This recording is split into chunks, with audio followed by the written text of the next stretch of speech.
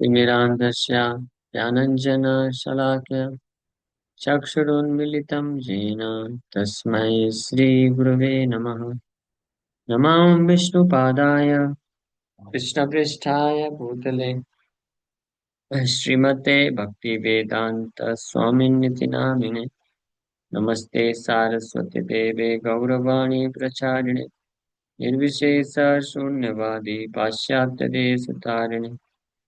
जय श्री कृष्ण चैतन्य प्रभु नित्यानंद श्री अद्वैत गदाधर श्रीवासादि गौर भक्त वृंद। हरे कृष्णा कृष्णा कृष्णा हरे हरे, हरे राम राम राम हरे हरे। हरे कृष्णा। आप सभी भक्तों का हार्दिक स्वागत है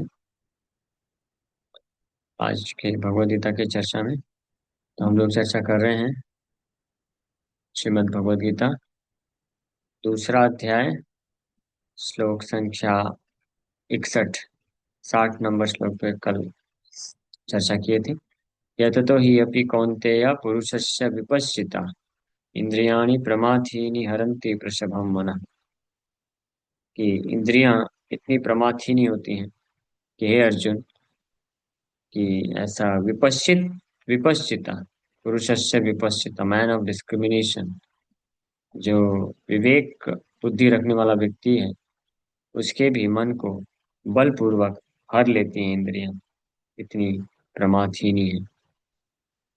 अब इसलिए भगवान ये बोलते हैं, उपाय बता रहे हैं, तो फिर क्या करना चाहिए, व्हाट इज द वे, और तरीका क्या है, क्या रास्ता है फिर अपने आप को इससे मुक्त करने का। तो तानि सर्वाणि संयम्य युक्ता आसीत मत्परा वसे हि यस्येन्द्रियाणि तस्य प्रज्ञा प्रतिष्ठिता। मुझे तो एक चेयर ले आई है। भगवान उपाय बता रहे हैं, तानि सर्वाणि संयम्य युक्ता आसीत मत्परा वसे हि यस्येन्द्रियाणि तस्य प्रज्ञा प्रतिष्ठिता। One who restrains his senses, keeping them under full control, and fixes his consciousness upon me, is known as a man of steady intelligence. वहीं दूसरी ओर ऐसा व्यक्ति जो अपने इंद्रियों को संयमित तो करता है, रिस्ट्रेन करता है, और पूर्ण रूप से अपने नियंत्रण में रख करके, लेकिन अपनी चेतना को, और चेतना के थ्रू मीन्स मन को मुझ में लगा देता है, उसी को प्रज्ञा प्रतिष्ठित बोला जाता है। इससे प्रज्ञा प्रतिष्ठित है। तो हम लोग ऐसे पिछले श्लोक के तात्पर्य पे चर्चा करते हुए ये श्लोक का भी व्याख्या कर ही चुके हैं, जिसमें हम लोग वर्णन की कि कोई भी व्यक्ति कितना भी बुद्धिमान हो, विपश्चित हो सकता है, लेकिन अगर अपने चेतना को भगवान में नहीं लगाता है, तो आर्टिफिशियली, बाहरी रूप से, कृत्रिम तरीके से अपने इंद्रियों और मन को भले कुछ समय तक, कुछ हद तक नियंत्रित कर भी ले, तो भी उसका पतन निश्चित है। ये भगवान पिछले श्लोक में बताए। इंद्रियाणी प्रमाथीनि हरन्ति वृषभम मन। निश्चित रूप में उसको वो कर सकती है, लेकिन इसका मतलब ये नहीं है कि व्यक्ति अपने इंद्रियों को नियंत्रित करने का प्रयास न करे। उसको प्रयास जरूर करना चाहिए, और लेकिन केवल नियंत्रित इंद्रियों को नियंत्रित करके पूर्ण रूप से पूर्ण कार्य नहीं होगा। साथ ही साथ में वहाँ श्लोक में ये शिक्षा दे रहे हैं, तानि सर्वाणि संयम्य युक्ता आसीत मत्परा। मत्परा शब्द यहाँ पे बहुत महत्वपूर्ण है।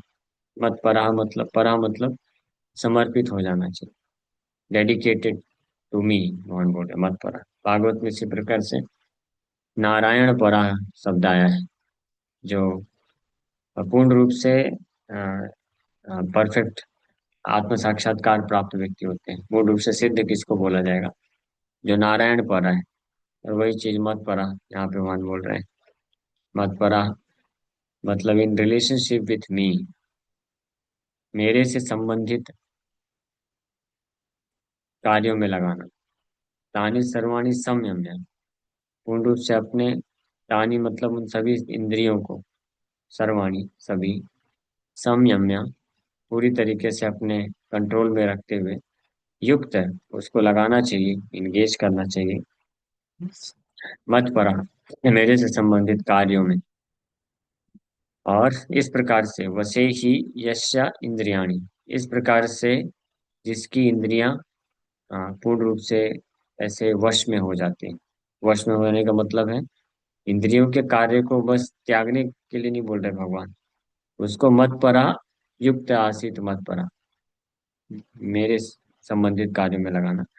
ऐसे व्यक्ति को बोला जाता है प्रज्ञा प्रतिष्ठिता, नहीं तस्य प्रज्ञा प्रतिष्ठिता। That the highest conception of yoga perfection is Krishna consciousness is clearly explained in this verse.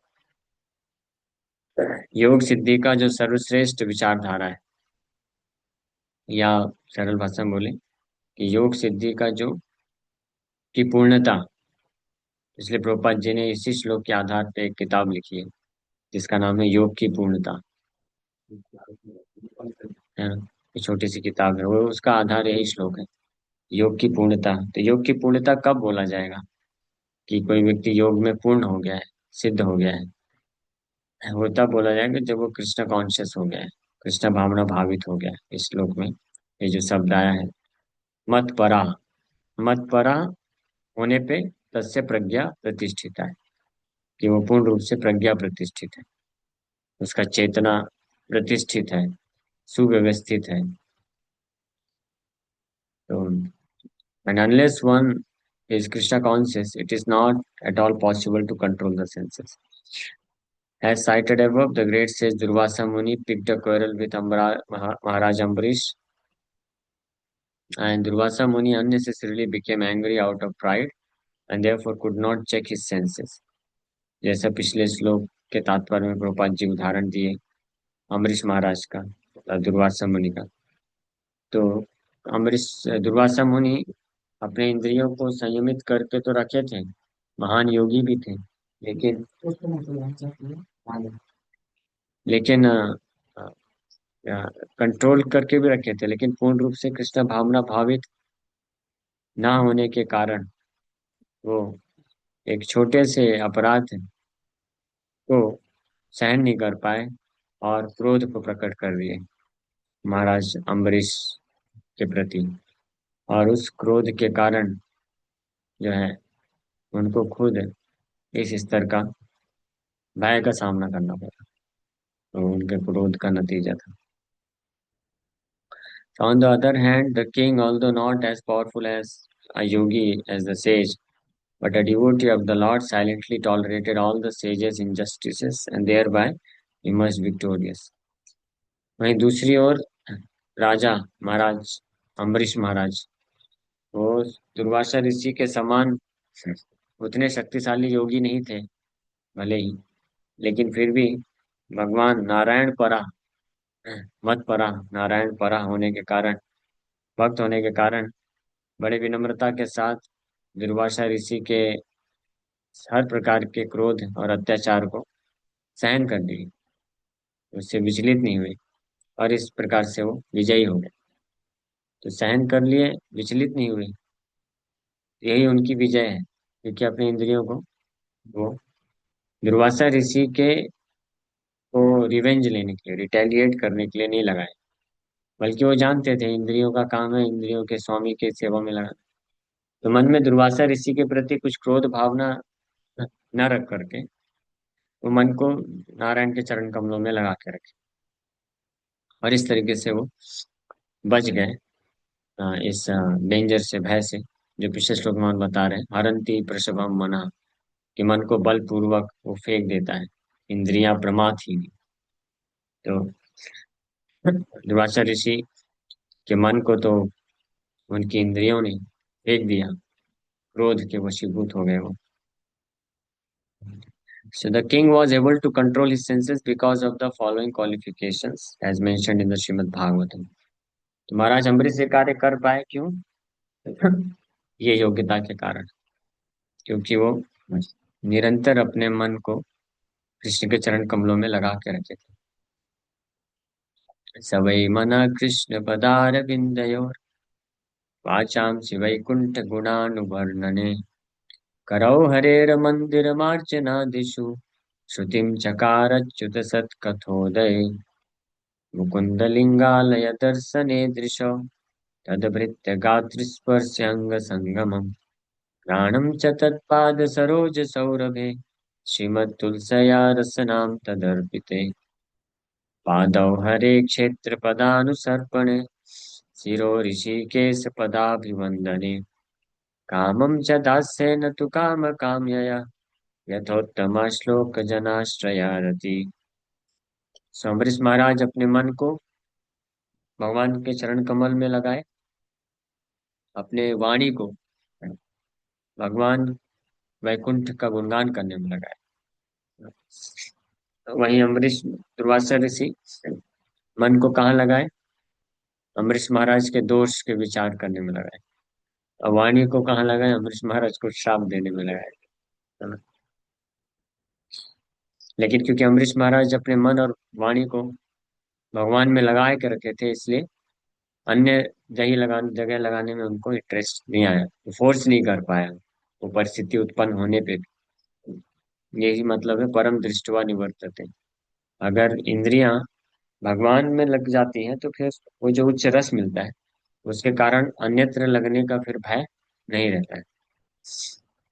Ambarish महाराज अपने हाथों को भगवान का मंदिर साफ करने में, कानों को भगवान की कथा सुनने में, आंखों को भगवान का दर्शन, शरीर को अन्य भक्तों को आलिंगन करने में, और नाक को भगवान के चरणों में अर्पित पुष्प को स्मेल करने में, सुगंध लेने में, जीवा को भगवान को अर्पण किया हुआ तुलसी को टेस्ट करने में, महाप्रसाद टेस्ट करने में, और नाम जप करने में।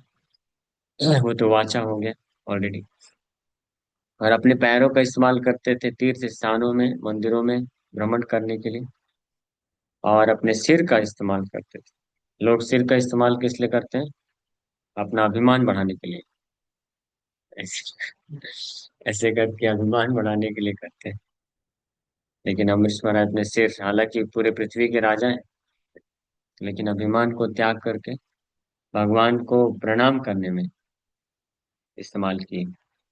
वैसे तो शास्त्रों में बोला जाता है कि जिस व्यक्ति जो सिर झुका नहीं सकता उसको सिर रखने का अधिकार नहीं है। भगवान के सामने अगर कोई सिर ना झुकाए तो उसका सिर जो है अलग कर देना चाहिए। और सिर, सो इस प्रकार, और अपनी इच्छाओं को भगवान की इच्छा को पूर्ति करने की इच्छा रखने में लगाए। तो ये सब योग्यता के कारण इस प्रकार के जो है बेटर काइंड ऑफ एंगेजमेंट, सही प्रकार के युक्त युक्त आसीत मत पड़ा, जैसे श्लोक भगवान बोल रहे हैं ना, युक्त आसीत मत पड़ा। मत पड़ा मतलब मेरे संबंधित कार्यों में युक्त कर लिए, इंगेज कर लिए, लगा दिए। तानि सर्वाणी, सभी इंद्रियों को, मन समेत। इसलिए इस योग्यता के कारण अम्बरीश महाराज भगवान के मत परा भक्त कहलाते हैं। मत परा, मत परा मतलब भगवान को समर्पित, इसको बोलते हैं समर्पण। मत परा भक्त बनने के लिए क्या करना पड़ेगा, यानी समर्पित भक्त बनने के लिए, कि हमारे पास जितनी भी इंद्रियां हैं वो भगवान के निमित्त, भगवान से संबंधित कार्यों में लगाना चाहिए। ये मत परा भक्त होने का अर्थ। So the word matpara is most significant in this connection. इस संबंध में ये जो शब्द आया है यहाँ पे भगवान बोल रहे हैं मतपरा, बहुत महत्वपूर्ण है। हाउ कैन वन बिकम मतपरा is describe in the life of Maharaj Ambarish. ये सब लोग ध्यान से सुनिए, ऑनलाइन भक्त लोग सब सुन रहे हैं। कौन कौन सुन रहे हैं हाथ ऊपर करिए। ये कई बार आप लोग को प्रश्न उठता है ना कि समर्पण करने का अर्थ क्या है। तो समर्पण करने का क्या अर्थ है वो इस श्लोक में बताया जा रहा है। आप सब लोग करना चाहते हैं समर्पण कृष्ण को या माया को? माया को तो पहले से ही समर्पित हैं हम लोग, मेरे जैसे लोग। अब कृष्ण को समर्पण करने की बारी है। कृष्ण को जो समर्पण करने का इच्छा रखते हैं, ये कोई भक्त है, अपना प्रोफाइल पिक्चर बड़ा सुंदर लगाए हैं। कुत्ते का लगा है।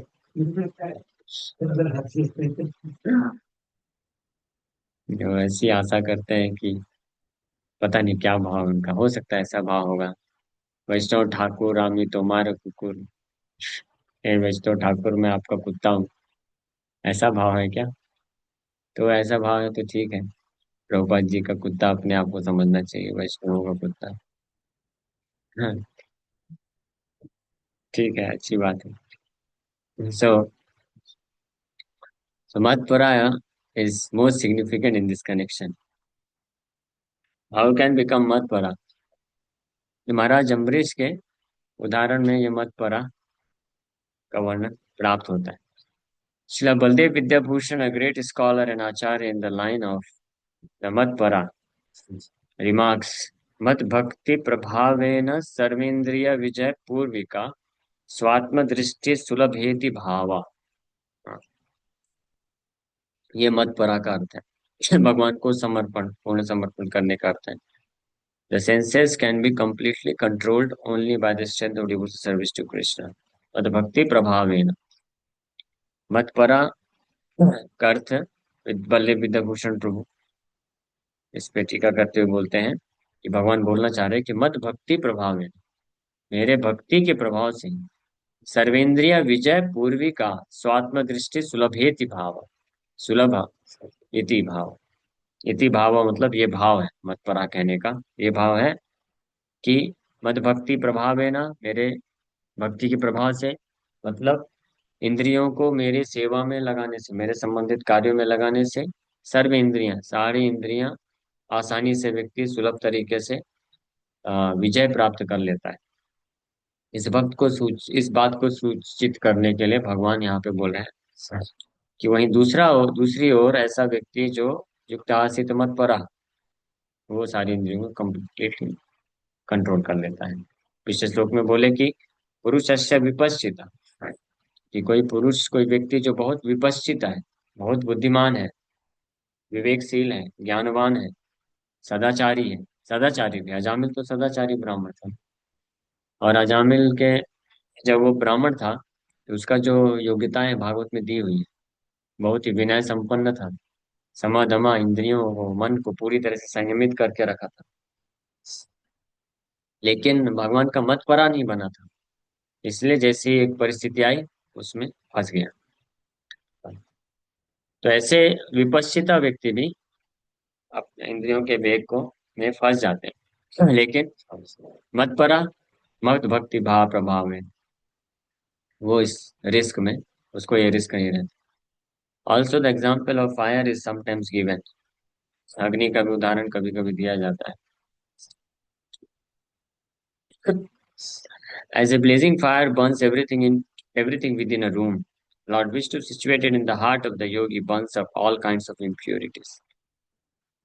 जिस प्रकार से बहुत ही भभकती हुई अग्नि होती है, तो हर प्रकार के जो चीजें होती है उसको जला के राख कर देती है। आग जब जलती है वो भयानक तरीके से जलती है, लेकिन उस दिन होलिका जला रहे थे, तो चलना चालू हुई तो जब बढ़ा तो फिर सब पीछे हो गए। माचिस की तिल्ली जला करके कोई भी कर सकता है नौटंकी, कुछ लोग जी में ऐसे करते हैं, लेकिन जब आग अपना भभकना चालू करती है, विशाल रूप लेती है, तो सब डर के भाग जाते हैं। उसी प्रकार से भगवान विष्णु के जो भक्ति योग है, उस भभकती हुई ब्लेजिंग फायर, भभकती हुई अग्नि के समान है, जो भक्त के हृदय में उपस्थित जितनी भी गंदगी होती है उसको जला करके राख कर देती है। लेकिन उस प्रकार की अग्नि होनी भी चाहिए ना। माचिस की तिल्ली की तरह अग्नि होगी तो उसको तो व्यक्ति अपने जीव में भी ऐसे वो कर लेगा। हाँ, तो हमारे हृदय के जो अनर्थ है वो हम अगर जला के राख करना चाहते हैं तो भभक्ति अग्नि के समान तीव्रता तीव्रता वाले भजन की आवश्यकता है। तब वो समस्त प्रकार की गंदगी को राख कर देगी। The Yoga Sutra also prescribes meditation on Vishnu and not meditation on the void. The so-called yogis who meditate on something other than the Vishnu form simply waste their time in vain search after some phantasmagoria.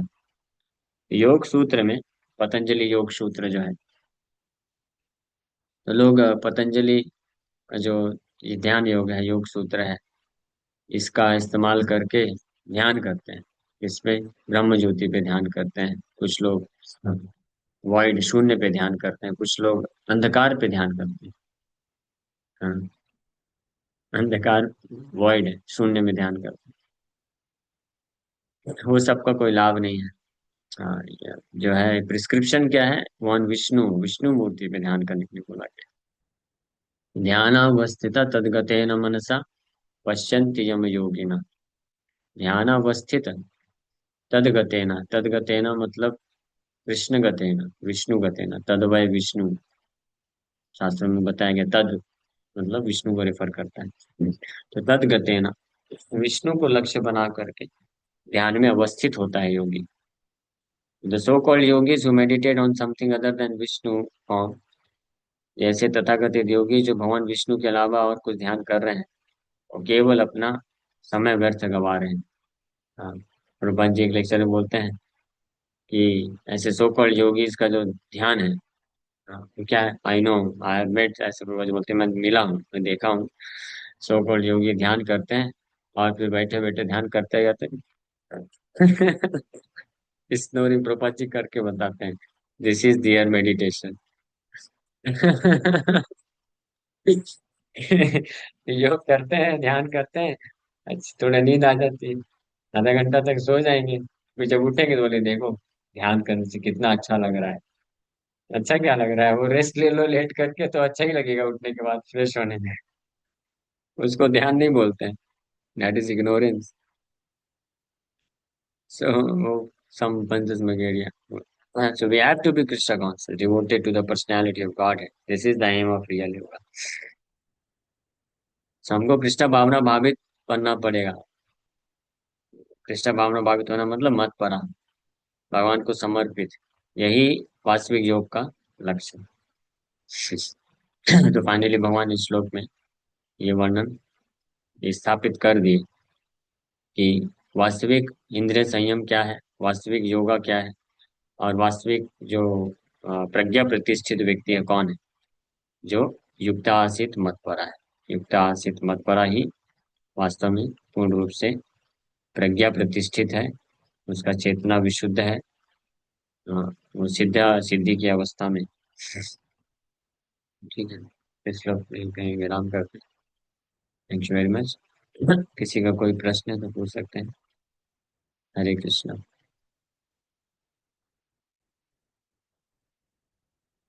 Yes, any Hare question? Krishna प्रभु जी। धर्म yes, पूर्ण। It is.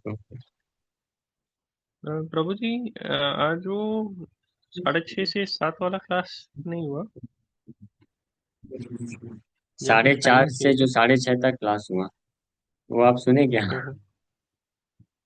वो चैतन्य भागवत थी ना प्रभु जी? हाँ, चेतन भागवत का 4:30 से पौने 7 तक क्लास चला था, तो अभी हाँ, वही चल रहा है। राइट। हाँ प्रभु जी, मेरा एक सवाल है। हाँ, पूछिए। हाँ, जैसे अभी ये है, आप देख रहे हो वीडियो पे, हाँ, और हाँ, इसमें है हरे कृष्ण कृष्ण कृष्ण हरे हरे, हरे राम राम राम हरे हरे। तो इसके ऊपर देखिए, जय श्री कृष्ण चैतन्य प्रभु नित्यानंद श्री अद्वैत गदाधर श्री वासादि गौर भक्त वृंद, ये पढ़ने के बाद नीचे वाला पढ़ना चाहिए क्या? ऐसा जरूरी है हाँ, क्या? यस, जो ऊपर लिखा है श्री कृष्ण चैतन्य प्रभु नित्यानंद श्री अद्वैत गदाधर शिवासदि गौर भक्त वृंदा, वो एक हम्म बार पढ़िए। पंच हम्म तत्व का वो नाम है। आप धीरे हम्म धीरे जुड़े रहेंगे तो और उनके बारे में पता चलेगा। तो उनको स्मरण करके फिर हरे कृष्ण महामंत्र जप करना चाहिए, ये विधि है। तो ये जो जय श्री कृष्ण चैतन्य प्रभु नित्यानंद है, इसका मतलब क्या हुआ? ये पांच तत्व हैं, भगवान के पांच स्वरूप हैं। अच्छा। जो प्रकट हुए इस कलयुग में हरे कृष्ण महामंत्र को का प्रचार करने के लिए प्रचार किए, और इनकी कृपा से व्यक्ति हरे कृष्ण महामंत्र को जप कर पाया अपराध रहित होकर के। तो इसलिए उनका हम आश्रय लेते हैं पहले, और फिर हरे कृष्ण महामंत्र जप करते हैं, ताकि हम अपराध से मुक्त हो जाएं और भगवान कृष्ण को शुद्ध भाव से जप कर पाएं। और और इसलिए ये पहले हम उनको स्मरण करते हैं, तो धीरे धीरे आपको पता चलेगा। इसमें जो पहला नाम है श्री कृष्ण चैतन्य, ये भगवान कृष्ण ही है स्वयं, भक्त के भाव में आए। प्रभु नित्यानंदा, जो दूसरा नाम है, वो भगवान बलराम है, नित्यानंद प्रभु के रूप में आए। और श्री गदाधर पंडित श्रीमती राधा रानी के अवतार हैं। श्रीवास ठाकुर नारद मुनि के अवतार, और अद्वैत आचार्य महाविष्णु के अवतार। ये पंच तत्व मिल करके पृथ्वी को धन्य किए हरिनाम संकीर्तन प्रदान करके, इसलिए हम इनका आश्रय लेते हैं। ठीक तो है। गुरु जी, पहला ये पंच तत्व को पढ़ने के बाद फिर नीचे हरे कृष्ण हरे राम का पढ़ना चाहिए, यस। ठीक है? हाँ। Yes yes. अच्छा सर, जैसे अभी कभी भूल हो गई नहीं पढ़े तो उससे कोई त्रुटि, नहीं कोई? नहीं, ऐसा कोई दोष या अपराध नहीं है। लेकिन जी पंच तत्व का स्मरण करके हरे कृष्ण मोहम्मद जप करेंगे तो ज्यादा लाभदायक, जी ज्यादा जी सफल है वो। ठीक है। जी जी। ओके। तो हरे कृष्ण। यस नेहा माता जी। हरे कृष्णा प्रभु जी, धर्म प्रणाम। अ, मेरा ये क्वेश्चन था प्रभु जी, इस डिस्ट्रैक्शन से कैसे बचे? Get distracted towards Krishna, then there will be no more distraction. Uh, वो तो है प्रभु जी।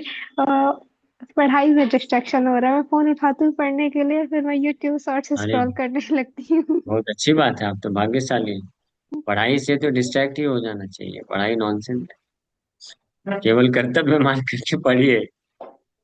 ज्यादा लेकिन मन घर मत वाले लगाइए।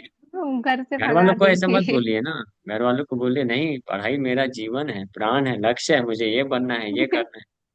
और आप करिए भी। बस मुझे ना अपना हृदय। प्रभु जी, मुझे ना हर टाइम पे ना मैं वो मेरे ना शॉर्ट्स में ना चैतन्य महाप्रभु, नित्यानंद महाप्रभु ये सब आते हैं, तो मेरी एंडिंग कभी खत्म ही नहीं होती, मैं स्क्रॉल ही करते रह जाती हूँ पूरा टाइम। और ऐसे तो उसके करके लिए मेरा आपको टाइम सब खत्म हो जाता है। उसके लिए आपको थोड़ा सा नियंत्रण करना पड़ेगा, ये समझते हुए कि हालांकि ये भौतिक शिक्षा जो है यूजलेस है, फालतू है, कोई काम की नहीं है। लेकिन क्योंकि हम ऐसी अभी सामाजिक व्यवस्था में हैं कि जिसका जरूरत है, हमारे जीवन को अगर पालन पोषण करना है, जॉब चाहिए, विवाह हो के लिए भी, हर चीज के लिए आप सब भौतिक शिक्षा मांगते हैं। तो इसलिए अपने आप को इस संसार में मैं मेंटेन कर सकूं, इसके लिए मुझे पढ़ाई करना है। तो ये कर्तव्य समझते हुए कर लेना चाहिए। हृदय उसमें नहीं रहना चाहिए, हृदय कृष्ण में रहना चाहिए। तो आपको पढ़ाई इसलिए जी करना है ताकि मेरा कृष्ण भक्ति में बाधा ना उत्पन्न हो। ये समझ करके पढ़ाई कर लेना चाहिए। और दूसरा बात, पढ़ाई इसलिए करना चाहिए ताकि अन्य लोगों को एक एग्जाम्पल मिले कि देखो कृष्ण भक्त हैं, ये भौतिक शिक्षा में भी आगे हैं। ऐसा नहीं तो अगर आप पढ़ाई नहीं करेंगे, अच्छे मार्क्स नहीं आएंगे, तो लोग बोलेंगे कि देखो कृष्ण भक्ति में जुड़े, देखो कितने बेवकूफ बन गए, इनका कुछ पढ़ाई नहीं होता है। वो लोग तो ये नहीं समझते ना कि कितना भजन कर रहे हैं, कितना शास्त्र की शिक्षा है। वो तो बाहर भौतिक शिक्षा को ही वैल्यू देते हैं। तो बोलेंगे भौतिक जी शिक्षा अगर प्रभु आपके जी। पास है तो आपको वैल्यू देंगे, नहीं है तो फिर वैल्यू नहीं देंगे। तो आपको प्रचार करने में भी, आप प्रचार भी अच्छे से कर पाएंगी। अगर आपका कॉलेज में अच्छा स्कोर रहेगा तो और भी फ्रेंड्स आपसे आकर्षित होंगे, बोलेंगे अच्छा आपने इतना इतना अच्छा स्कोर लाया कैसे। तो आप बोल सकते हैं हरे कृष्ण महामंत्र जप करने से और गीता जी पढ़ने से। प्रभु जी, मैं बोलती हूँ जब मेरे मार्क्स अच्छे आते हैं तो। हाँ, तो इसीलिए मार्क्स अच्छे पर लाएंगे। प्रभु जी, इस टाइम का और ये सीन हो गया है कि मेरी ना जो स्टडीज है वो लगभग मैंने 2 महीने से क्विट करी है, तो अभी मैं शुरू ही नहीं कर पा रही हूँ कि मैं कहाँ से शुरू करूँ। मेरे एग्जाम्स है 7 तारीख से। तो 7 तारीख को जो एग्जाम है वो पुस्तक सामने रखिए, और पुस्तक को के सामने रख करके एक माला पहले जप करिए हरे कृष्ण महामंत्र का। कृष्ण को प्रार्थना करिए कि हे कृष्ण, आपकी भक्ति के लिए, आपकी सेवा के लिए मुझे ये यूजलेस स्टडी करना पड़ रहा है, मुझे प्रेरणा दें कि मैं इसको पढ़ाई कर सकूं अच्छे से। भगवान कृपा करेंगे, आप पढ़ पाएंगे। ये प्रैक्टिकल एग्जाम्पल है। हमारे जितने भी स्टूडेंट डिवोटी है ना, वो लोग अगर अच्छे से भक्ति करते हैं तो वो पढ़ाई में भी अव्वल आते हैं। अच्छे ऊपर आते हैं, फर्स्ट आते हैं और फोकस कर पाते हैं। ठीक है, और डिस्ट्रैक्शन जी वाले जो प्रभु जी। ऑब्जेक्ट्स हैं जैसे मोबाइल है, जब तक आपका एग्जाम नहीं हो जाता है उसको दूर रखना चाहिए। जी ठीक। प्रभु जी। जी ओके। प्रभु जी, हरे कृष्ण, धन्यवाद, प्रणाम। प्रोफेसर आरती जोशी प्रभु, आपका प्रश्न है।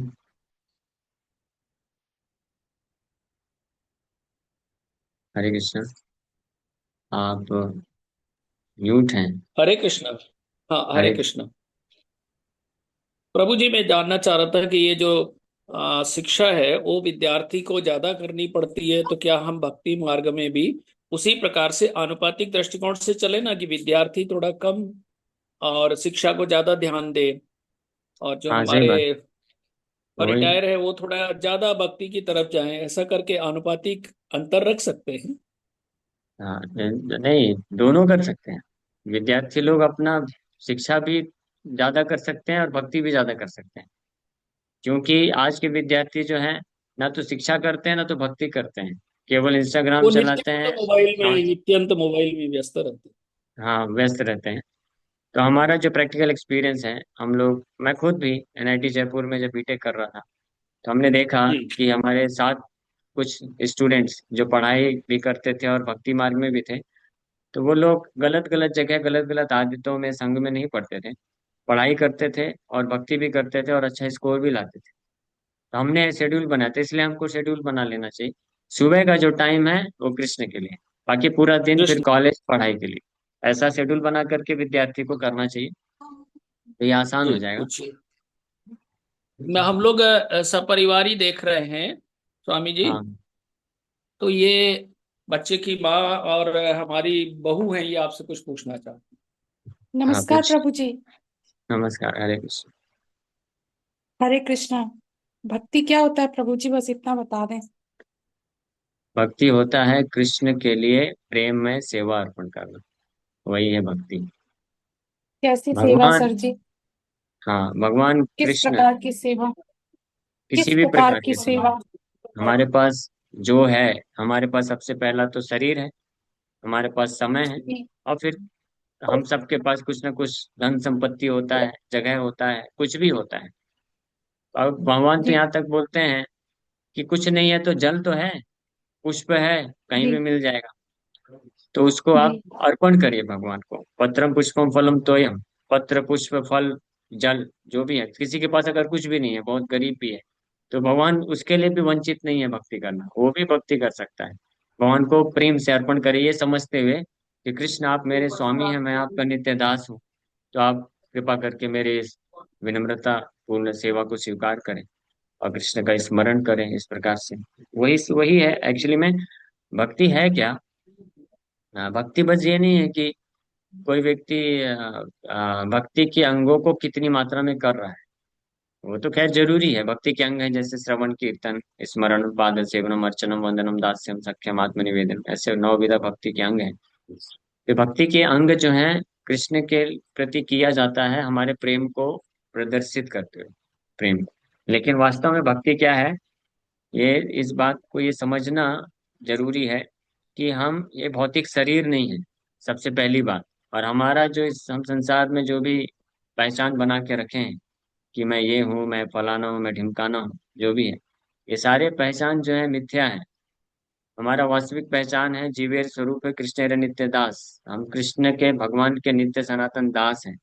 इस बात को जो स्वीकार करता है, समझ लेता है, और इस भावना से कृष्ण को प्रार्थना करता है, प्रेम करता है, और फिर जो भी अपनी क्षमता अनुसार जो सेवा अर्पण कर सकता है, वो सेवा अर्पण करे, उसी को भक्ति कहते हैं। चैतन्य और श्रीमद् भागवत में नारद मुनि ये भक्ति की परिभाषा देते हैं। बोलते हैं, ऋषिकेन ऋषिकेश सेवनम भक्ति रुच्यते।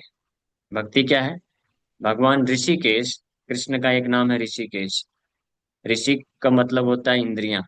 तो ऋषिकेण, ऋषिकेश, ऋषिकेण मतलब इंद्रियों के द्वारा इंद्रियों के स्वामी को सेवनम भक्ति रुच्यते, सेवा करना, इसी को भक्ति बोला जाता है।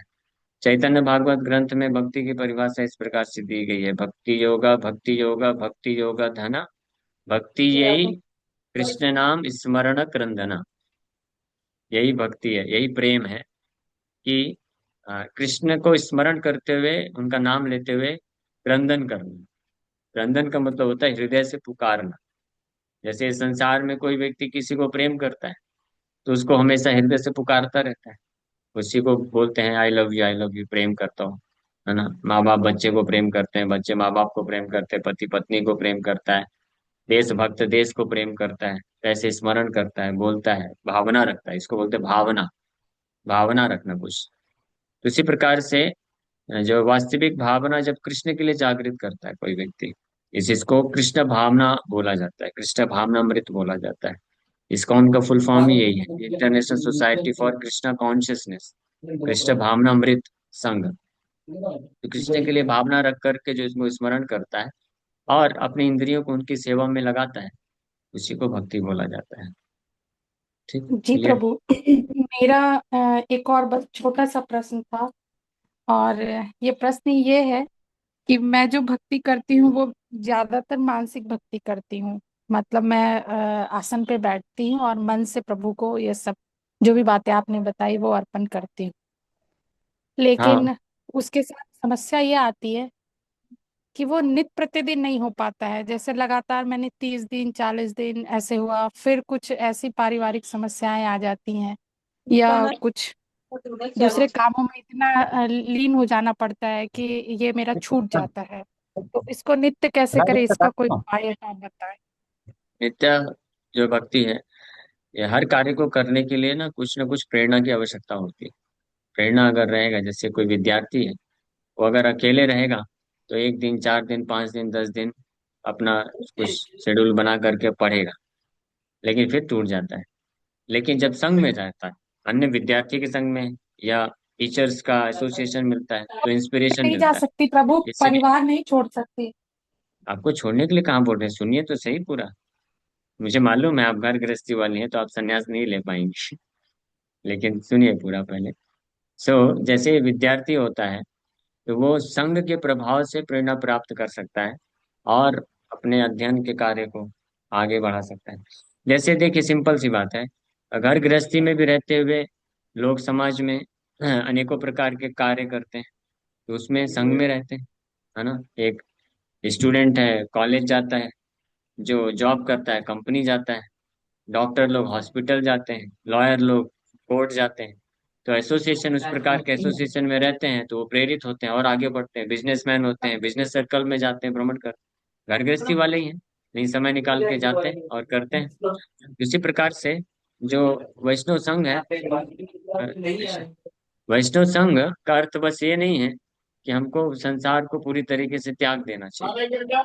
आप घर गृहस्थी में रहते हुए वैष्णव संघ प्राप्त कर सकते हैं। अभी तो ऑनलाइन की सुविधा है, घर बैठे बैठे आप प्राप्त कर सकते हैं, श्रवण कर सकते हैं भगवत गीता भागवत को। प्रभुपाद जी के ग्रंथ है, भगवत गीता है, भागवत है, आप घर पे रखिए और उनकी व्याख्या को पढ़िए। तो पढ़ने मात्र से आप महान आचार्यों की जो टीकाएं हैं उनके माध्यम से आप उनका संग प्राप्त करते हैं। एसोसिएशन, संघ का अर्थ होता है इंस्पिरेशन लेना, इंस्पिरेशन लेना किसी से। जैसे घर बैठे बैठे आज लोग व्हाट्सएप, इंस्टाग्राम, यूट्यूब के माध्यम से बड़े बड़े जो सेलिब्रिटी हैं, मोटिवेशनल स्पीकर्स हैं, उनसे प्रेरणा ले रहे हैं कि इस प्रकार से कार्य करना है, जीवन में आगे बढ़ना है। उसी प्रकार से भगवत भक्ति में भी ले सकते हैं। और ऑफलाइन जिस जिस शहर में सेंटर है, इस्कॉन का केंद्र है, तो वहाँ पे ऑफलाइन प्रोग्राम होते हैं संडे संडे। तो हफ्ते में 1 दिन या महीने में 1 दिन आकर के ऐसे सत्संग अटेंड करना चाहिए। तो ये जो है प्रेरणा का विषय है। अगर प्रेरणा मिलेगी, जिस तरफ जैसा संग होगा वैसी प्रेरणा मिलेगी, और उस प्रकार से हम उस मार्ग में उन्नति कर पाएंगे। इस बात को मैं नहीं बोल रहा हूँ, ये भागवत में भगवान कृष्ण स्वयं बोलते हैं। उद्धव को भगवान कृष्ण ने जब भागवत में उद्धव गीता सुना रहे हैं तो उद्धव को भक्ति योग की महिमा का वर्णन किए। तो उद्धव ने प्रश्न पूछा, प्रभु आपका इस प्रकार का भक्ति योग करने के लिए तो इस संसार में जो ये हम लोग साधारण व्यक्ति तो फंसा रहता है, तो वो कैसे कर पाएगा। तो भगवान बोले कि जो बुद्धिमान व्यक्ति होगा वो कर पाएगा। कैसे, तो उसका उपाय बताते हैं। ततो दुस्संगम उत्सृज्य सत्सु सज्जेत बुद्धिमान। सबसे पहला कार्य करना चाहिए जो दुस्संग है, जो बैड एसोसिएशन है, जो नास्तिक लोगों का एसोसिएशन है, जो गलत प्रकार के कार्य हैं उसको त्याग देना चाहिए। इसलिए हम लोग बोलते हैं 4 नियम पालन करो। मांसाहार का त्याग कर दो, नशा का त्याग कर दो, जुआ का त्याग कर दो, अवैध संबंध मत रखो, और जो फालतू, जो कृष्ण संबंधित वार्ताएं नहीं है उसमें रुचि मत दिखाओ। तो ये दुष्संग को जो त्याग करके सत्सु सज्जेत, सत्सु सज्जेत मतलब साधु संग करता है, गीता भागवत पढ़ता है, और साधुओं का सत्संग अटेंड करता है, भजन कीर्तन अटेंड करता है, ये जो करता है, तो इस प्रभाव से संतेवा से छिन्दन्ति मनोव्यासंगम युक्त भी, इस प्रकार के साधु संग से उसके हृदय के जो आसक्तियां होती हैं जिसके कारण हम इस संसार में भटकते हैं, उससे वो मुक्त हो जाएगा। तो संसार में भी रहते हुए वो भगवत भजन कर पाएगा। जैसे कीचड़ में, तालाब में कमल रहता है, तो रहता वहीं पे है, लेकिन वो संग से मुक्त रहता है। तो ये धीरे धीरे ये प्रोसेस से ये हो सकता है, पॉसिबल है। इसके लिए आपको जरूरत है कि आप नियमित रूप से आते रहिए, सुनते रहिए क्लासेस गीता के ऊपर, मैं भागवत की भी क्लासेस होती हैं, तो धीरे धीरे आपको खुद प्रेरणा मिल पाएगी। ठीक है, और कोई प्रश्न है? नहीं प्रभु जी, धन्यवाद। एक बात पूछना था मुझे गुरुजी। हाँ पूछिए।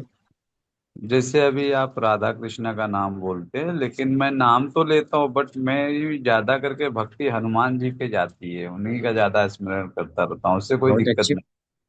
बहुत अच्छी बात है। हनुमान जी, हनुमान जी प्रभु रामचंद्र के परम भक्त हैं, दास हैं। हनुमान जी की कृपा से आप उनसे अगर याचना करेंगे, उनको प्रार्थना करेंगे, तो उनकी कृपा से रामचंद्र भगवान की भक्ति आपको मिल जाएगी।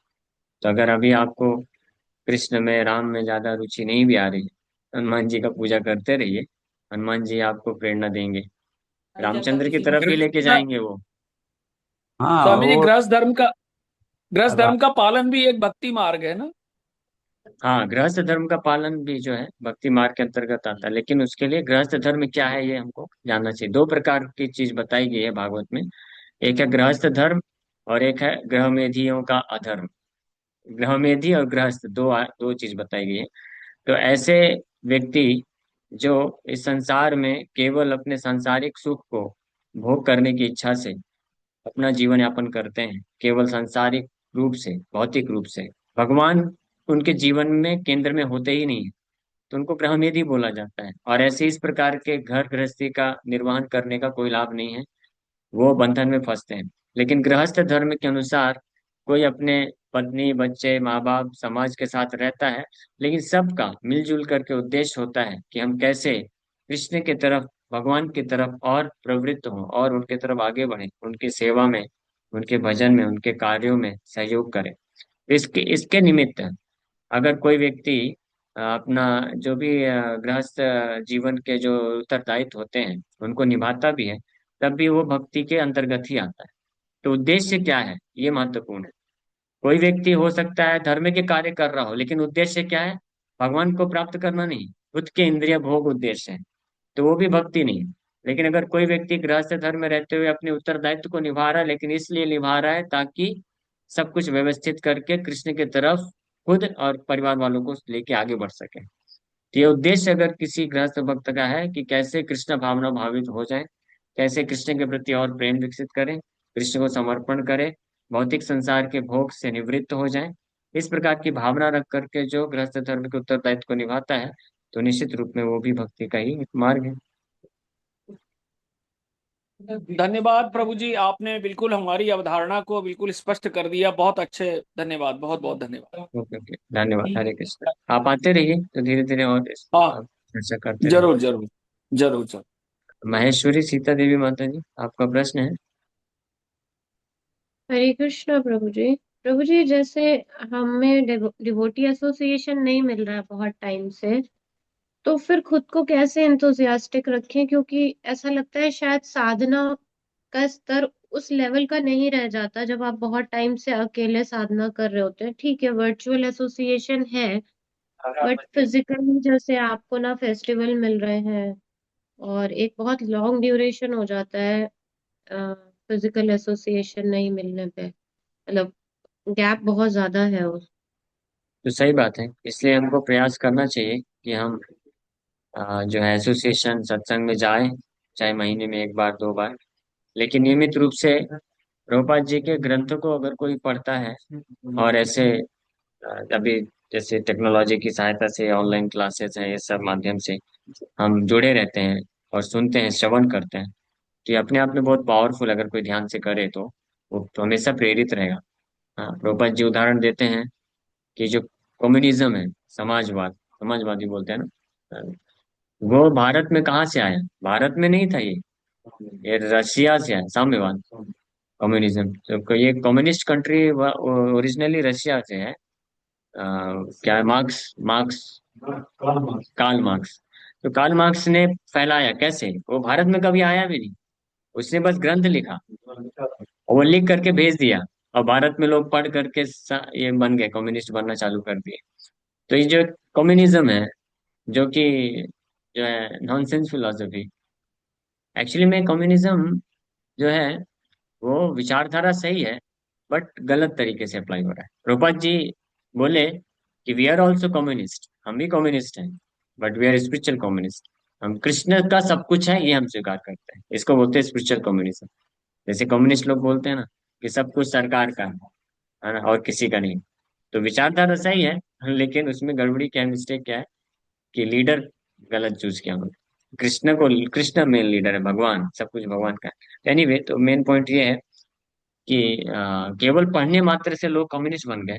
तो इसी प्रकार से अगर कोई इन ग्रंथों को, भगवत गीता, भागवतम को ध्यान से पढ़ता है, आचार्यों की वाणी, प्रभुपाद जी की व्याख्या पढ़ता है, तो निश्चित रूप में वो प्रेरित हो सकता है। तो हमको ज्यादा से ज्यादा ध्यान से इसको पढ़ना चाहिए और नाम जप करना चाहिए।